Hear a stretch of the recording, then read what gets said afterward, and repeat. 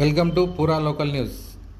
పట్టభద్రుల నామినేషన్లో 32 నామినేషన్లు తిరస్కరణకు గురైనట్టు, ఉపాధ్యాయుల నామినేషన్లో ఒక నామినేషన్ తిరస్కరణకు గురైనట్టు ఎన్నికల అధికారి పమేలా సత్పతి తెలిపారు. మెదక్, నిజామాబాద్, కరీంనగర్, ఆదిలాబాద్ పట్టభద్రుల, ఉపాధ్యాయుల నియోజకవర్గాల ఎమ్మెల్సీ స్థానాల ఎన్నికల ప్రక్రియలో భాగంగా నామినేషన్ల పరిశీలన ప్రక్రియ ముగిసింది. పట్టభద్రుల నియోజకవర్గానికి సంబంధించి మొత్తం 100 మంది నామినేషన్ వేయగా 32 మంది నామినేషన్లు వివిధ కారణాల చేత ఎన్నికల రిటర్నింగ్ అధికారి తిరస్కరించారు.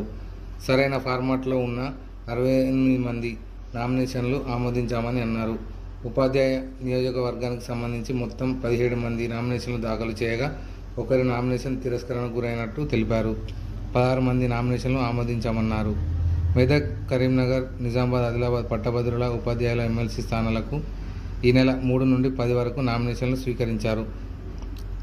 మంగళవారం నామినేషన్ల పరిశీలన కలెక్టరేట్లోని ఆడిటోరియంలో నామినేషన్ వారి సమక్షంలో నిర్వహించారు. నిబంధనల ప్రకారం పరిశీలన ప్రక్రియ జరిగిందన్నారు ఎన్నికల రిటర్నింగ్ అధికారి పమేలా సత్పతి. ఈ సందర్భంగా ఎన్నికల రిటర్నింగ్ అధికారి జిల్లా కలెక్టర్ పమేలా సత్పతి మాట్లాడుతూ, అభ్యర్థులు నామినేషన్లు సమర్పించిన సందర్భంలో ఏవైనా లోపాలు ఉంటే గుర్తించి అభ్యర్థులకు షార్ట్ మెమోలు ఇచ్చి సరిచేసుకునేందుకు అవకాశం కల్పించామన్నారు. కొంతమంది ఈ అవకాశాన్ని వినియోగించాలని నియమ నిబంధనలను అనుసరించి నామినేషన్ల పరిశీలన ప్రక్రియ జరిగిందని తెలిపారు.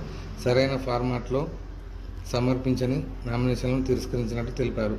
అభ్యర్థుల సందేహాల నివృత్తి కోసం నామినేషన్ తీసుకునే తేదీల్లో హెల్ప్ డెస్క్ను కూడా ఏర్పాటు చేశామని గుర్తు చేశారు. నామినేషన్ల పరిశీలన ప్రక్రియ అనంతరం అభ్యర్థుల నుండి అభ్యంతరాలు కోరారు. తిరస్కరణపై అభ్యంతరాలు వ్యక్తం చేసిన వారి సందేహాలను నివృత్తి చేశారు.